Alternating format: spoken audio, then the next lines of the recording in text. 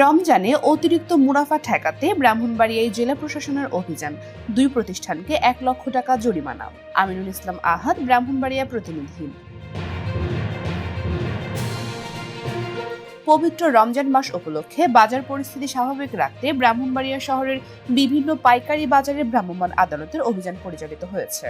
বুধবার 14 মার্চ দুপুর 12টায় ব্রাহ্মণবাড়িয়া পৌর এলাকার পাইকারি জগৎ বাজার, আল মদিনা বাণিজ্যালয়, শাহ আমানত সহ বেশ কয়েকটি প্রতিষ্ঠানে এই অভিযান চালানো হয়।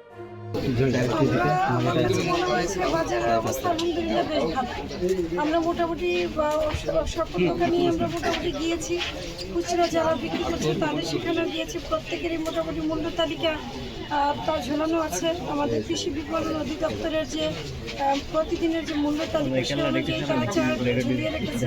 অভিযানে বিভিন্ন অনিয়মের দায়ে আল মদিনা বাণিজ্যালয়কে 50,000 টাকা এবং শাহ আমানতকে 50,000 টাকা জরিমানা করা হয়। মোট 2টি প্রতিষ্ঠানের কাছ থেকে 1 লক্ষ টাকা জরিমানা আদায় করা হয়েছে।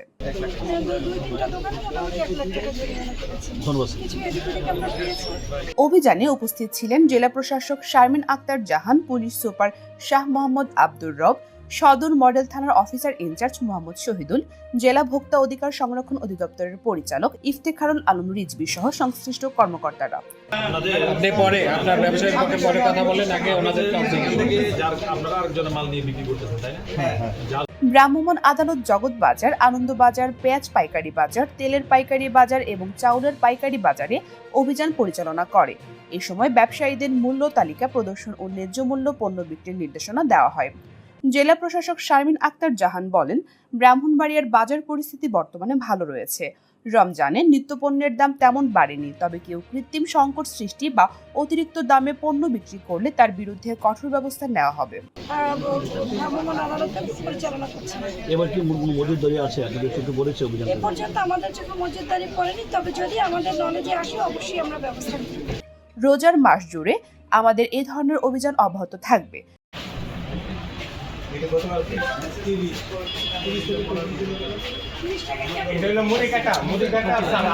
সাধারণ ক্রেতারা প্রশাসনের এই উদ্যোগকে স্বাগত জানিয়েছেন এবং বাজার মনিটরিং জোরদারের দাবি। পূজা দত্ত, সারাবেলা নিউজ, ব্রাহ্মণবাড়িয়া।